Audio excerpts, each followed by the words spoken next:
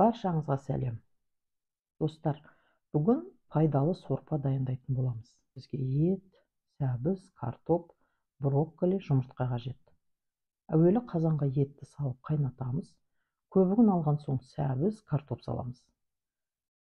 Дайын болғанша қақпағын жауып қайнатып аламыз.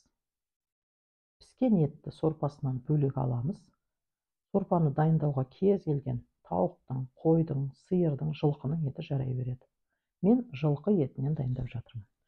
Және сәбізді, картопты сүзіп алып, басқа ыдысқа салып қоямыз.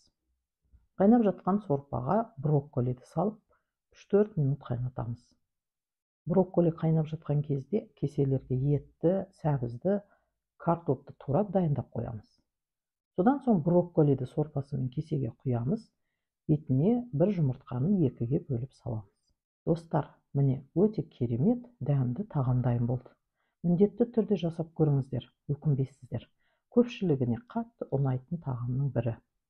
Видеоны аяғына дейін көргендеріңізге рахмет.